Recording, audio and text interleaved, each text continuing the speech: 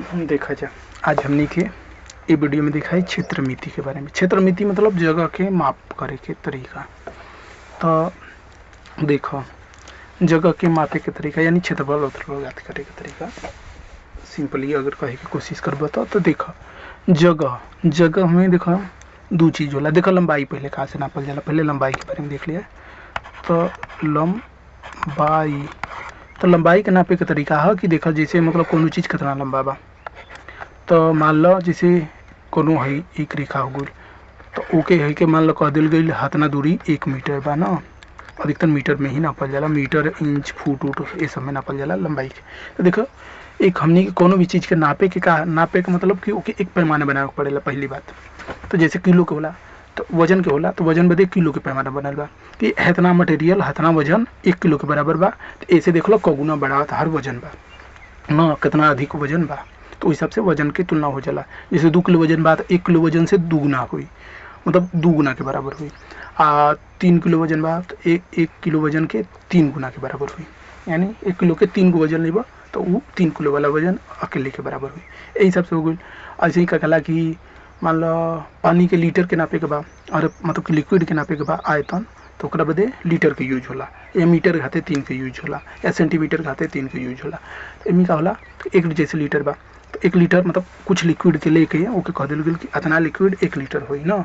अब यही से देख लो ऐसे को गुना 2 लीटर बा यानी मतलब वो 1 लीटर के 2 गुना के बराबर बा। तो उसे हम लंबाई के नापे के पैमाने में एक लंबाई के छोट टुकड़ा के ले गई ओके 1 मीटर कह दिल गई या 1 इंच कह दिल गई। 1 इंच में 1 मीटर से छोटा होला तो वही देखा इसके यूज कल जाला तो ऊपर लिखल रहेला। तो 1 मीटर मान ले गई, एक बाद वही के यूज होला। बहुत से अपन अलग अलग पैमाना बनैले बा। तो इस तरीका से ये चीज़ हो गई। अब देखो तो ऐसे ही लंबाई के समझ गए पैमाना मतलब हमने की कोनो भी चीज़ नापे के पैमाना बनावे पड़ी वो चीज़। तो अब देखो क्षेत्रफल, अगर क्षेत्रफल तो नापे के बा क्षेत्रफल मतलब जगह, कोई कितना जगह घेरा था तो जगह नापे के बा। तो जगह के भी पैमाना बनेब तो हमनी के देखो एक सेंटीमीटर मतलब 1 मीटर लंबा और 1 मीटर चौड़ा। काश देखो क्षेत्रफल जगह में लंबाई भी होला चौड़ाई भी होला, लंबाई चौड़ाई। तो 1 सेंटीमीटर लंबा और 1 मीटर लंबा 1 मीटर चौड़ा, या जोना भी मात्रक में नापे के बा। तो मीटर की जगह पे हम मात्रक भी लिख सकते हैं, लेकिन मीटर से लिखम तो समझ में आ जाए। तो देखो 1 मीटर लंबा 1 मीटर चौड़ा अगर जितना जगह बा ओके का कहला 1 वर्ग मीटर कहला। ई वर्ग के आकार के बन गई ना, तो यही से एक वर्ग मीटर कहला। देखो कहे के मतलब कि इतना जगह जो बा ये 1 वर्ग मीटर बा। मतलब कागज में अगर 1 मीटर लंबा 1 मीटर चौड़ा अगर बनेब जगह कटबा मतलब कटबा 1 मीटर लंबा 1 मीटर चौड़ाई के अगर पन्ना कटबा 1 वर्ग मीटर एरिया के बराबर। यही के वर्ग के स्क्वायर अंग्रेजी में कहला। तो एक अंग्रेजी में अगर बात करबा इंग्लिश मीडियम के होगा तो एक स्क्वायर मीटर का SQUARE स्क्वायर मीटर ये पैमाना होगा। मतलब 1 सेंटीमीटर लंबा 1 सेंटीमीटर चौड़ा वाला 1 वर्ग के बराबर की जगह होगा। यह मेन पैमाना। तो कभी भी मतलब कि जगह के क्षेत्रफल यानी एक एरिया कहला अंग्रेजी में, जो अंग्रेजी से पढ़त हुई बदे। तो अगर कभी भी एरिया या क्षेत्रफल नापे के बा तो ओके मीटर सेंटीमीटर या इंच फुट में ना नाप सकेला। ओके जब भी न नापबा तो वर्ग मीटर वर्ग इंच वर्ग फुट एमी नापबा। तो एमी देखो बस का करे के बोला जैसे इंच में नापबा तो वही 1 इंच लंबा 1 इंच चौड़ा जगह के 1 वर्ग इंच कहबा हई जगह 1 वर्ग इंच के बराबर हो। ऐसे दिखाई ये पैमाना से दिखाई कि कितना बड़ा बा को 1 वर्ग इंच के जगह बन जाता वो क्षेत्रफल में मतलब वो जगह में, तो उतने के बराबर वो क्षेत्रफल हुई। तो ये हो गई। तो यहाँ इंच और मीटर के जगह पे हमने के दर्शावे होला तो सीधे मात्रक कह दिया। मात्रक कि इंच मीटर जौना या सेंटीमीटर जौना में तू मापा या mm में जौना माप। जैसे mm में मापा तो 1 वर्ग mm हो जाए 1 वर्ग एम ये तरीका से। तो यह मात्रक यहाँ लिख सकेला मात्रक। अब कोनो भी मात्रक हो सकेला। एक मात्रक इधर लंबाई में 1 मात्रक चौड़ाई में चल जा तो वही जितना जगह हुई वही 1 वर्ग मात्रक का है। अब वर्ग मात्रक के हमने के कभी कभी ऐसे दर्शाई नहीं जा 1 मात्रक के ऊपर दू लिख दिया तो यही के वर्ग मात्रक के ही मतलब कि दर्शावे के एक तरीका है। ये भी आगे जाके समझ में जी काहे बदे है, कैसे कि वर्ग के क्षेत्रफल भुजा गुणित भुजा होला यानी 2 बार गुणा होला, तो इस हिसाब से काम करेला। तो कि अभी आगे दिखाई। तो अब देखो ई पैमाना बन गई। अब देखो हमनी की मान लो कुछ जगह बा, जैसे हमनी के एक आयत के मापे के बाद, तो आयत के मापे के बाद आयत बनाओ पहले। देखो कई हमनी के आकार कई टाइप के होला, जैसे देखो अगर यहाँ सीधा सीधा अगर बनाओ तो वही के मतलब कि है मान लो कुछ सेंटीमीटर बा, जैसे 2 सेंटीमीटर बा, इधर 2 सेंटीमीटर बा, 3 सेंटीमीटर मान लो 4 सेंटीमीटर बा, इधर 4 सेंटीमीटर बा, तो एक आयत का है। ठीक, और अगर मान लो है 2 सेंटीमीटर बा, इधर 2 सेंटीमीटर, इधर 2 सेंटीमीटर, इधर 2 सेंटीमीटर, तो ये हो गई वर्ग। देखो है हो गई वर्ग। ये आकार के वर्ग का ही मतलब एक चौकोर जितना चीज होला वर्ग के आकार के होला, और है आयत के आकार के, जैसे खेत होता जितना भी होला वो आयत के आकार के होला ना। यहाँ है देखो समकोण 90 डिग्री बनेला, सीधा कोण ना, तिरछा ना रहे। आ देखो 3 भुजा से घेरल आकृति त्रिभुज होला। तो जैसे एक समकोण त्रिभुज, देखो त्रिभुज भी 3 प्रकार के होला, जैसे है त्रिभुज मान लो यहाँ 2 बा, यहाँ 1 बा, एकर मान कितना हुई, तो एकर मान √5 हुई, दशमलव में मान आई, तो छोड़ा √5 लिखा था, 5 के वर्गमूल के बराबर है, तो वो सब छोड़ा। तो त्रिभुज हो गई। या यहाँ एक काम करो ना, यहाँ 4 हम बताओ तो नहीं, 4 3 करो, आई 5 हो जाए। तो त्रिभुज बनेबा तो 3 भुजा से घेरल आकृति हो, तो अगर समकोण त्रिभुज बनावे कोशिश करबा तो आई भुजा तो ठीक से रहला, यही हिसाब से बनेबा हाँ हो जाए, ठीक भाई हो गई। तो ये देखो त्रिभुज हो गई। आ त्रिभुज एक सिंपल त्रिभुज ऐसे भी बना सकेला, तो एक तरीका से ही हो गई। तो देखो समकोण त्रिभुज के क्षेत्रफल के बारे में भी बताता नहीं, बाकी और त्रिभुज के क्षेत्रफल के बारे में बाद में बता दें। तो जैसे मान लो हेहू की त्रिभुज बा, जैसे ही बा मान लो 4 हो गई, हई 5 हो गई, ठीक। तो बाकी एहू के ज्ञात कर लिया वही तरीका से। ओकरा बदे हई दूरी जाही, मान लो हई दूरी 2 बा, हई मान लो दूरी 4 बा, हई दूरी 2 बा, हई दूरी कुछ जैसे कला वैसे नहीं मतलब। तो यो त्रिभुज मान लो, त्रिभुज के अंदर आ जाए।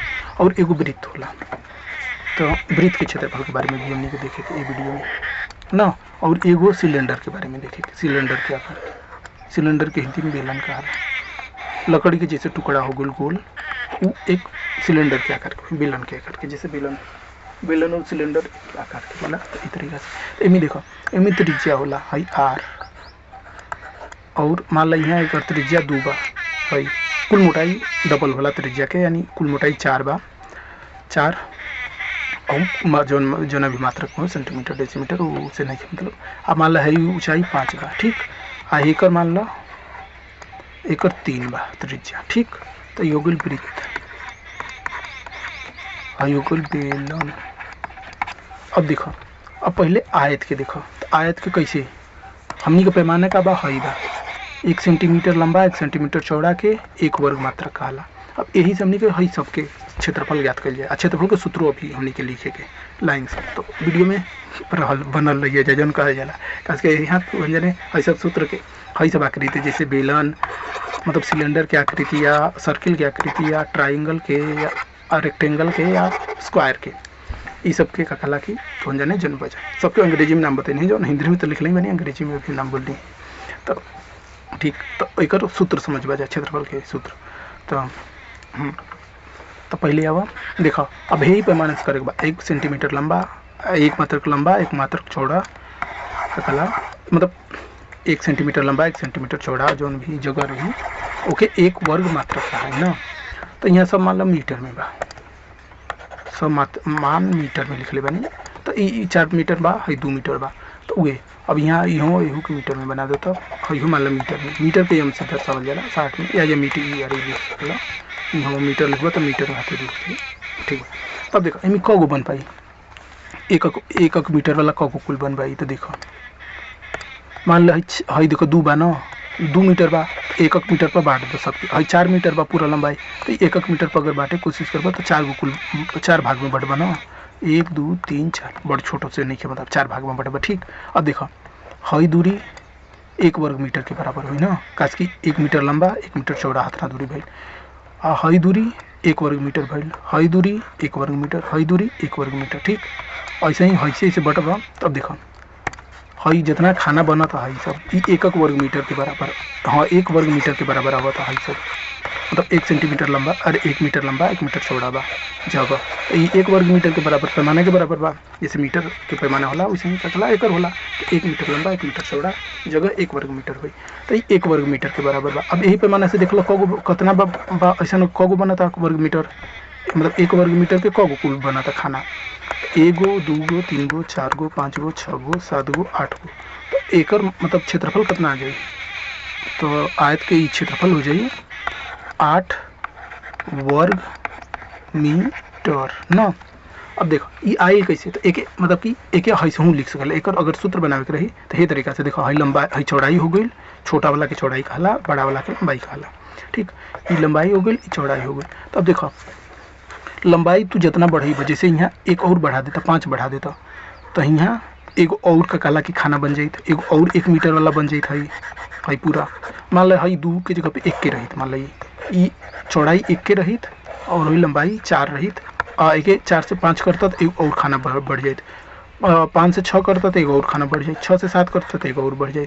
तो ये मतलब जितना ये लंबाई रही उतना खाना तक लंबाई में मिली। ठीक बा, और चौड़ाई में देखो चौड़ाई में जितना खाना रही तो लंबाई में जितना खाना रही ओकर डबल मिली। जैसे लंबाई में 4 गो खाना बा तो यही के डबल मिला था ना, तो डबल मिला था। आइए 3 एगो और बढ़ा देबा, जैसे 2 से 3 कर देबा तो एक खाना और बन जाए, तो लंबाई में जितना रही वही के 3 गुना के मिल जाए ना। अब आइए 4 गो रही तो लंबाई में जितना जगह बा ओकर 4 गुना के बराबर बा, मतलब यहाँ लंबाई और चौड़ाई के गुणा कर देबा तो पूरा मान हमनी के मिल जाता। गुणा ये चीज़ होला। तो यहाँ देखो आयत के क्षेत्रफल ज्ञात करबे हमनी का करतन जा, आयत बराबर या आयत के क्षेत्रफल या ओके डायरेक्ट आयत ही कह सकला, बराबर हो जी लंबाई गुणित चौड़ाई। समझ गिल जा, काहे देखो हमनी के पैमाना तो सिंपल बा, पैमाना तो फिक्स बा, 1 सेंटीमीटर लंबा 1 सेंटीमीटर चौड़ा, कोनो भी मतलब जगह बनेबा तो वही 1 वर्ग मीटर हुई, सेंटीमीटर बोलने का पता ना, 1 मीटर लंबा 1 मीटर चौड़ा जौन भी जगह बनेबा 1 वर्ग मीटर हुई। यही से पूरा नापे के बाद क वर्ग मीटर बनी, तो 1 वर्ग मीटर में बांट दो, एक बाद गिनती कर लो। तो देखो 1 वर्ग मीटर में बटबा तो लंबाई 4 मीटर बा, तो 4 को लंबाई में बन जाई खाना, चौड़ाई 2 बा तो ओकर 2 गुना और बन जाए, मतलब 4 के 2 गुना बन जाए, तो वही 8 हो जाए टोटल। तो वही 4 गुणित 8 से हमने के ज्ञात कर सकना, जब याद बने तो ऐसे ही हुई। अब जैसे मान लो इहो 4 रही था, तो ई 4 रही तो 2 और बनी तो इधर, तो हई जितना रहे जगहिया 8 रहे तो ओकर डबल हो जाए ना, तो 4 के क गुना, इधर 4 बने तो 4 गुना हो जाए, तो कुल 16 गो हमने के खाना मिली, तो वही 4 गुणित 4 यानी 16 के बराबर है। तो आयत के क्षेत्रफल ही से ज्ञात होला हे सूत्र से। ठीक, अब देखो अभी यहाँ वर्ग में अब तो वर्ग के भी यही तरीका से करवा, तो वर्ग में देखो लंबाई के भी वही 1 वर्ग मीटर पर बाटल करो, 1 मीटर पर बांटबो, हेउ के 1 मीटर के बनैबो तो कुल कगो बनल 4 गो बनल, आई 4 गो बनल, यानी एकर क्षेत्रफल कितना गेल 4 वर्ग मीटर। मीटर के डायरेक्ट एम से लिख दी, एम ऐसे ना होता नहीं बोला। हाँ ठीक, आ एकर कैसे आयल एहू के सिंपल हुए, लंबाई चौड़ाई दोनों सेम होला वर्ग में, तो लंबाई के अगर 2 बढ़ता, जितना बढ़ता उतना खाना बढ़ल करी, आ चौड़ाई जितना बढ़ी उतना खाना बढ़ल करी, तो ये लंबाई गुड़ी चौड़ाई कर दे तो यह मिल जाए। जैसे लंबाई 2 बा चौड़ाई 2 बा, 3 और 2 और 2 4 गो खाना मिलल, ये 3 रहित आगे 3 रहित, तो कुल इधर 3 मिलित इधर 3 मिलित, तो 3 3 6 3 9 हो जाइत। तो ये तरीका से हमने के ही मान मिल जाए। एमी वर्ग के का होल चला, एक दोनों देखो लंबाई और चौड़ाई बराबर होला, तो वर्ग के भुजा कह सकला, तो वर्ग के क्षेत्रफल बराबर आ जाए, फल बराबर आ जाए, एक लंबाई चौड़ाई के जगह पे भुजा कह सकेला, काश के दोनों बराबर होला लंबाई चौड़ाई ना, तो भुजा गुणित भुजा कह सकेला। आ यही के डायरेक्ट भुजा के 2 बार गुणा होता, तो यही के भुजा घाते 2 लिख सकेला। तो घाते 2 एक घातांक रूप है, तो कोनो भी संख्या के घातांक रूप में दर्शाव मतलब कोनो संख्या के सेम संख्या से गुणा होता, तो वही के घातांक रूप में दर्शावल जाला। तो यहाँ भुजा के 2 बार गुणा होता, तो यही के भुजा घाते 2 लिख सकेला। आइए अब देखो वर्ग के क्षेत्रफल भुजा घाते 2 हो गइल। वर्ग के क्षेत्रफल या वर्ग बराबर डायरेक्ट वर्ग में का होला क्षेत्रफल होला ना, तो यहाँ वर्ग देखो यहाँ वर्ग बराबर का हो गइल भुजा गुणित भुजा या भुजा घाते 2, ये भुजा गुणित भुजा दशा वाला। अब देखो अब जहाँ भी 2 होला, जैसे यहाँ एक वर्ग पैमाना बने नहीं जा तो वर्ग के आकार के पैमाना बने नहीं जा, खास के 1 सेंटीमीटर लंबा 1 सेंटीमीटर चौड़ा आसान रही तो वर्ग के आकार के बनती जा, चौकोर पैमाना बनती जा। तो अब इधर 1 सेंटीमीटर ई 2 सेंटीमीटर ही इतना नापे में दिक्कत होती ना, बाकी वैसे पैमाना बना सकते कोनो रोक टोक नहीं है, तो अलग चीज़ हो गई। लेकिन हाँ समझ के ले जा तो वर्ग वाला पैमाना आसान पड़ेगा, तो ऐसे तो वही का पैमाना बने नहीं जा। तो देखो वर्ग वाला पैमाना बने नहीं जा। अब यहाँ देखो वर्ग के क्षेत्रफल भुजा गुणित भुजा, तो यही से मात्रक में भी लंबाई चौड़ाई होला, अरे लंबाई में भी मीटर हुई चौड़ाई में भी मीटर हुई, यानी मीटर गुणित मीटर हो चाहिए, तो वह मीटर गुणित मीटर यानी मीटर घाते 2 या वर्ग मीटर, तो ये घाते 2 यहाँ से वाला वर्ग के सीधे घाते 2 कह दिया, काहे वर्ग के क्षेत्रफल वह होला भुजा के 2 पर गुड़ा होला ऐसे। तो ये ध्यान दियो जब भी मतलब कि घात 2 होला ना तो ओके वर्ग भी बोल सकेला, जैसे भुजा के स्क्वायर बोल सकेला, मतलब भुजा वाला ये भुजा के वर्ग बनेगा तो उहे का कला जितना मान आई उहे वर्ग के बराबर हुई, तो भुजा के स्क्वायर के बराबर हुई, कहीं मतलब ये भुजा वाला वर्ग के बराबर हुई, कहीं मतलब ये यार सिंपल समझ के ले जा। तो ये तो आज जब भी मीटर के वर्ग मीटर होला तो ये 1 मीटर लंबा 1 मीटर चौड़ा वाला पैमाना ये बदे। अब देखा ही कर आयत के अरे त्रिभुज के क्षेत्रफल समकोण त्रिभुज के क्षेत्रफल ज्ञात करबे, देखा करबा तभी वही कर जरूरत ना पड़े।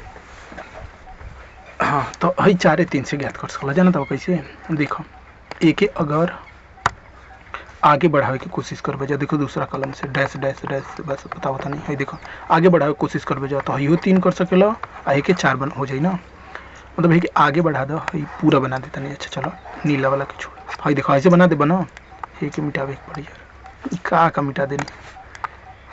हाँ देखो यहाँ हई 4 हो गई, तो एक आगे बढ़ेबो तो देखो ध्यान देबो तो हई 3 और 4 हई हो तो समकोण त्रिभुज बनाता, हई है चीजवा 2 बार बनाता ना, तो हेकर जितना जगह हुई उतने हेकर जगह हुई आ हे पूरा इलाका के जगह ज्ञात कर लेबे के, तो आराम से हेकर ओकर आधा मतलब पूरा इलाका के जगह के आधा कर देबो तो हेकर जगह मिल जाई, काहे हई जगह और हई जगह बराबर बा। ठीक अब देखो टोटल हई देखबो तो एक आयत के आकार के बाकी ना, काहे कि इधरो 4 बा इधरो 4 बा इधर 3 बा इधर 3, आयत के लंबाई 4 बा और चौड़ाई 3 बा। ठीक तो आयत या अगर यही में हई बनावे की कोशिश करबो 1 सेंटीमीटर पर बांटे के अरे 1 मीटर पर बांटे कोशिश करबो तो इधर 3 गो बटी इधर 4 गो बटी।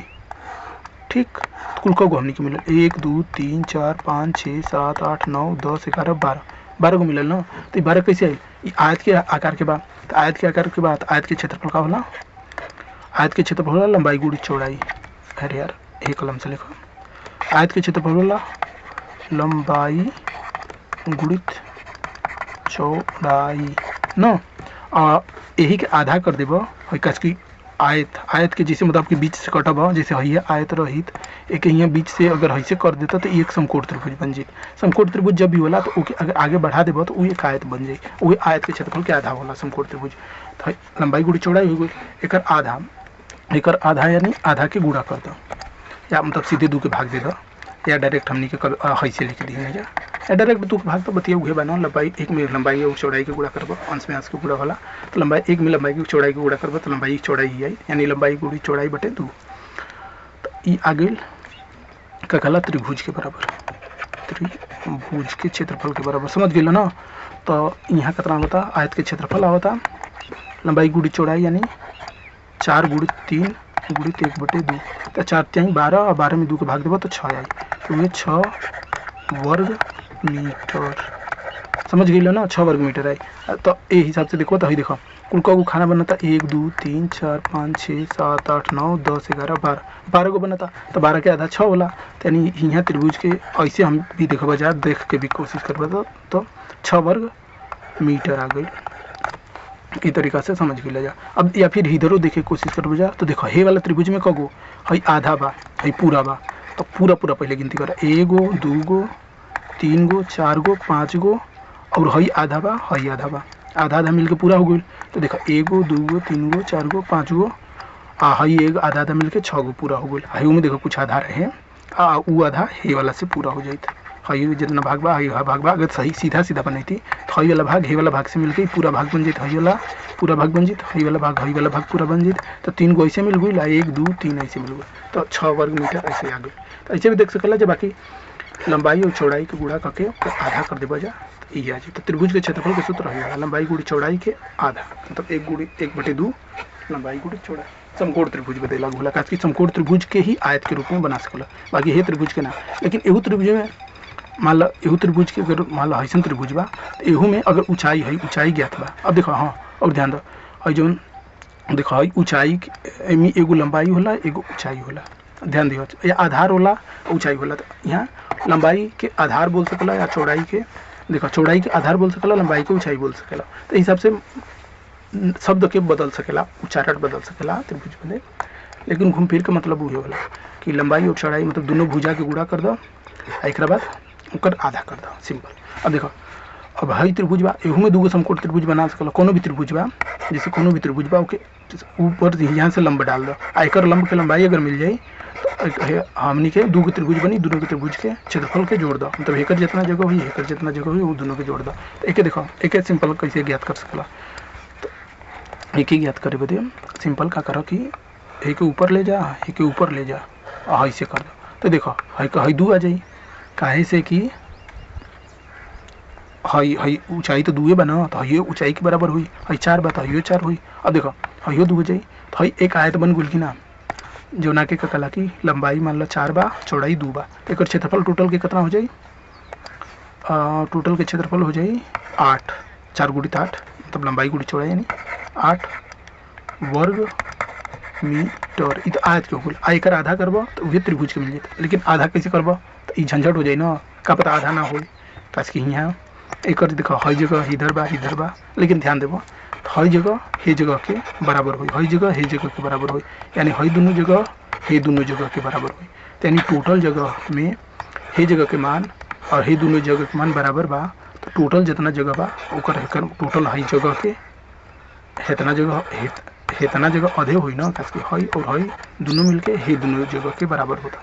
तो इस तरीके से भी जान सकलो, या सिंपल देखो यहाँ सही से बा नीचे बा, इनमें देखो यूँ सिंपल वही तरीका से घात हुई, मतलब 8 आ जाएगी, 8 या यूँ बना सकलो, 2 गो इधर से बनी 4 गो इधर से बनी, तो गिनती करबो तो वही आधा हेमनी आई, हेमनी हई करा बराबर बा और हई एकरा बराबर बा, काश कि हई दूरी हे दूरी के बराबर बा, हई दूरी हे दूरी के बराबर बा। तो ये तो यहाँ देख सकला हई 2 अगर रही तो 2 और इधर 2, तो हेकर क्षेत्रफल जी 4 वर्ग मीटर है, के क्षेत्रफल 4 वर्ग मीटर, तो हई 2 वर्ग मीटर हो जाए हतना जगह, 2 वर्ग मीटर हतना जगह, तो कुल 2 4 वर्ग मीटर रहते। ऐसे देखो तो 4 दूना 8 वर्ग मीटर आई। त्रिभुज के क्षेत्रफल ज्ञात करबा तो उनमें 2 के भाग दे देबा, काश कि टोटल 8 वर्ग मीटर आई। इतना जगह ये दोनों जगह के आधा बा, मतलब बराबर बा, हतना जगह ये दोनों जगह के बराबर बा, यानी टोटल जगह के हई जगह आधा बा, तो वही टोटल जगह के आधा कर देबा, तो यहाँ 8/2 यानी 4 के बराबर आ जाए। तो ये तरीका से आ जाए। तो यहाँ जरूरी नहीं है कि 2 त्रिभुज बनो 3 त्रिभुज बनो, उसे नहीं है, मतलब अगर समकोण त्रिभुज बा तो सीधे हई आधार के मतलब या आधार या लंबाई के गुणा कर दो, आके अलग अलग कोरे की भी कोशिश करबो तो देखो ध्यान दो हई तो ऊंचाई तो सेम रही, अरे यार एक बाद में हमने के वो देखो वो कुछ ना हुई, जैसे ऊंचाई जौन बा ऊंचाई सेम रही, लंबाई 2 भाग से मिलकर बनल रही, तो गुणित करबा लंबाई 1 प्लस ऊंचाई गुणित लंबाई 2 और टोटल के आधा कर देबा 1/2, ठीक ब्रैकेट में के डाल दो। अब देखो इनमें से ऊंचाई अगर कामन ले लेबा, ऊंचाई है दोनों में, देखो हेहू में ऊंचाई बा हेहू में ऊंचाई बा, ऊंचाई कामन ले लेबा तो ऊंचाई गुणित जी लंबाई 1 प्लस लंबाई 2, तो लंबाई 1 है लंबाई 2 और लंबाई 1 प्लस लंबाई 2 में ऊंचाई का गुणा होता है, लंबाई 1 प्लस 2 लंबाई 1 प्लस लंबाई 1 और लंबाई 2 टोटल लंबाई के बराबर बात है, यानी लंबाई गुणित ऊंचाई आ जाएगी आई है ओकर आधा कर, तो ये मतलब डायरेक्ट सूत्र रख दिया। चलो ये हो गई नहीं, ये समझ में आई हुई है त्रिभुज के बारे में। तो हेकर तो समझ में आ गई ना कि एक त्रिभुज के आयत के रूप में बना दो, आकर आयत के क्षेत्रफल के आधा कर दो, तो त्रिभुज के क्षेत्रफल समकोण त्रिभुज के क्षेत्रफल मिल जाए। अब देखो वृत्त के देखो, तो वृत्त के देखो वृत्त में कुल त्रिज्या होला, बाकी है किनारा होला।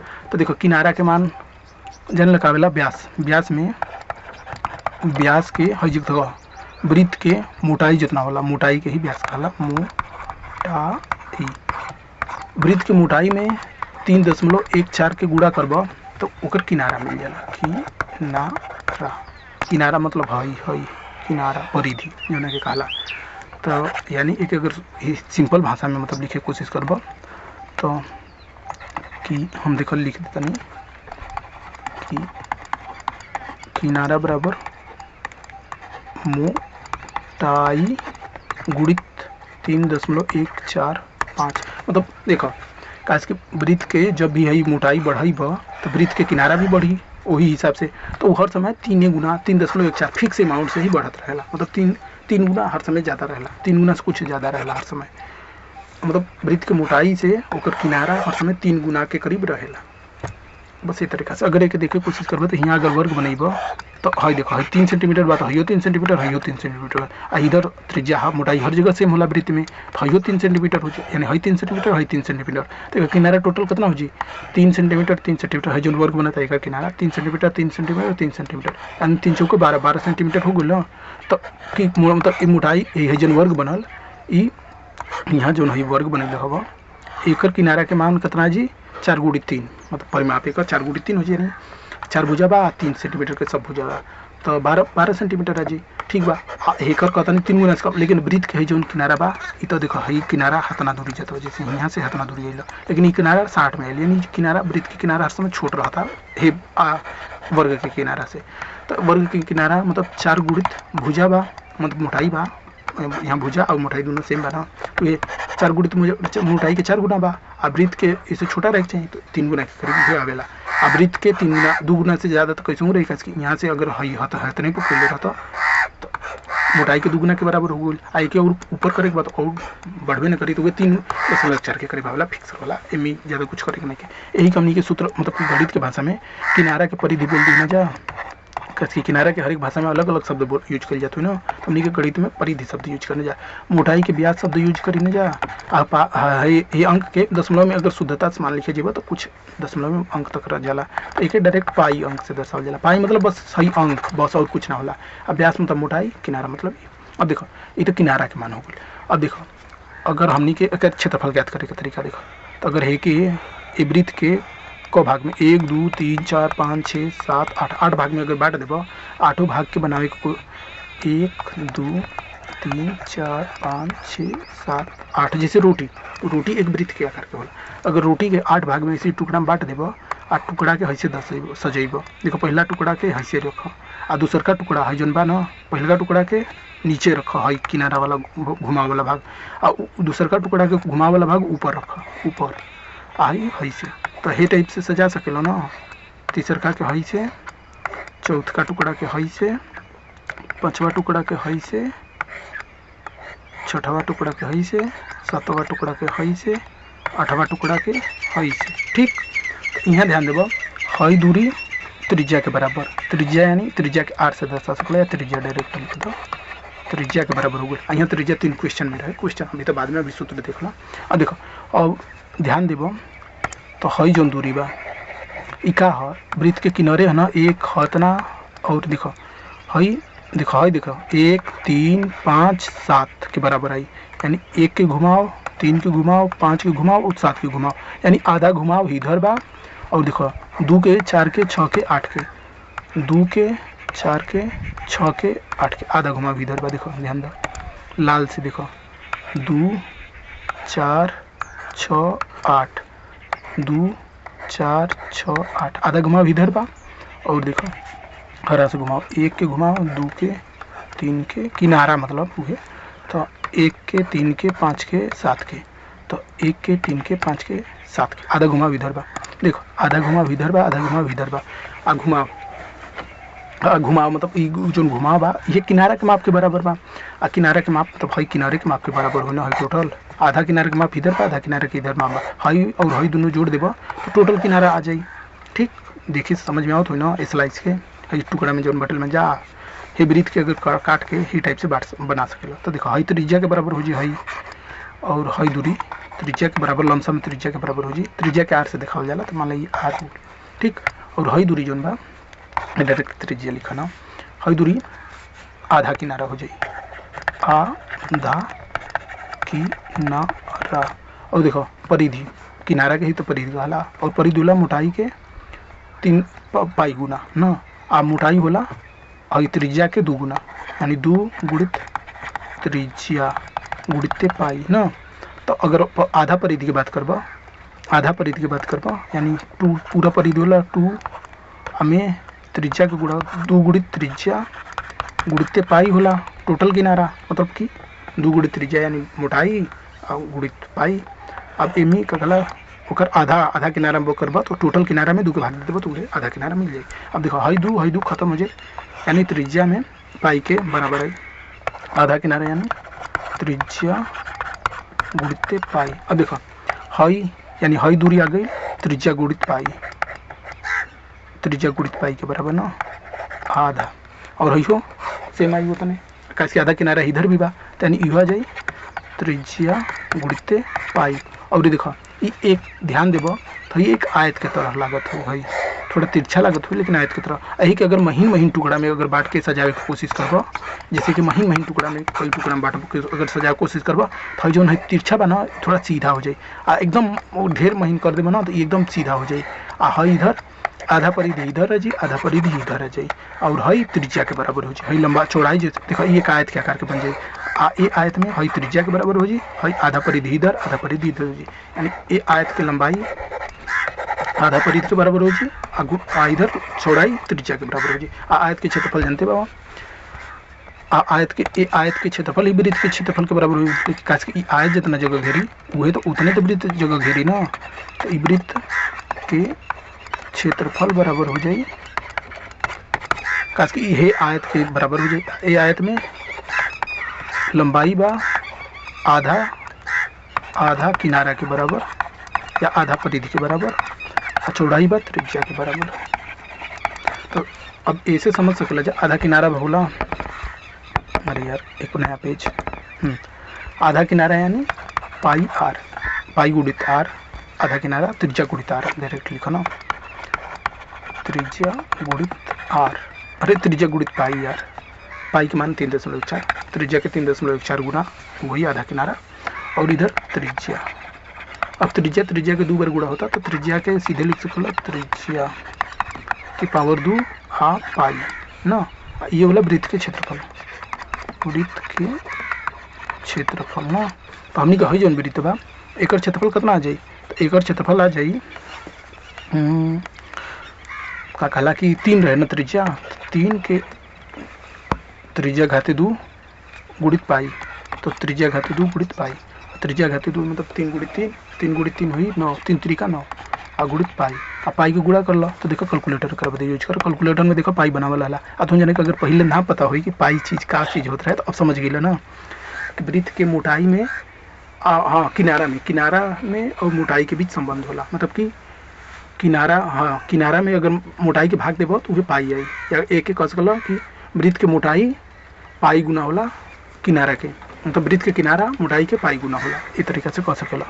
तो हमने के आ गई 9 गुणित देखो यहाँ पाई कहाँ बा एम्मी कैलकुलेटर में हे दे देखो पाई बा, तो 28.27 आवता, तो यानी हे त्रिज्या के हे वृत्त के क्षेत्रफल कितना आ गई 28.274 वर्ग मीटर। ए तरीका से रोटी ओटी के जगह के माप ज्ञात कर सकते, तो एक जगह के माप इतना आई, ठीक समझ गए। तो वृत्त के क्षेत्रफल समझ गए ना, वृत्त के जैसे कई टुकड़ा में बटब तो आधा टुकड़ा ऊपर के साइड मतलब आधा किनारा ऊपर के साइड आधा किनारा नीचे, और चौड़ाई त्रिज्या मतलब एक आयत के आकार के बन जी, वो आयत में एक चौड़ाई हो जी त्रिज्या के बराबर, लंबाई हो जी आधा किनारा के बराबर, आधा किनारा यानी आधा परिधि, अब परिधि होला 2 गुणित त्रिज्या गुणित पाई, यानी त्रिज्या गुणित पाई आधा किनारा हो जाए, यानी हई त्रिज्या गुणित पाई वृत्त के क्षेत्रफल आयत के क्षेत्रफल और वृत्त के क्षेत्रफल दोनों सेम हुई, कैसे दोनों क्षेत्रफल का होला जगह ही तो होला, अभी बात करनी जा आई जगह दोनों सेम हुई, एक जितना जगह हुई उतने जगह एक हुई, यही जगह हुआ के तो ये तरीका से बने नहीं जा, ये आयत के आकार के बन गुला, ये आयत में लंबाई गुड़ी चौड़ाई होला, यानी आधा त्रिज्या गुणित पाई, और लंबाई हो जी आधा त्रिज्या और पाई हो जी चौड़ाई, तो लंबाई गुड़ी चौड़ाई हो गई, यानी आधा त्रिज्या गुणित त्रिज्या हो गई, और आधा किनारा गुणित त्रिज्या हो गई, आधा किनारा हो गई त्रिज्या गुणित पाई और गुणित त्रिज्या, आगे एक त्रिज्या के 2 बार गुणा, यानी त्रिज्या घाते 2 आप गुणित पाई, इस तरीका से हमने कही हो गई। अब देखो बेलन, तो बेलन में का चीज़ होला, बेलन के अगर क्षेत्र देखो बेलन एक ठोस चीज़ हो गई, तो एमे दो चीज़ होला, एमे आयतन होला क्षेत्रफल होला। तो क्षेत्रफल अभी याद कर लेते हैं, जो आयतन भी हम बता दें। तो देखो क्षेत्रफल अगर याद करे कोई तो हथना के क्षेत्रफल, हथना के क्षेत्रफल, अब बाकी है घुमावदार सतह के क्षेत्रफल न।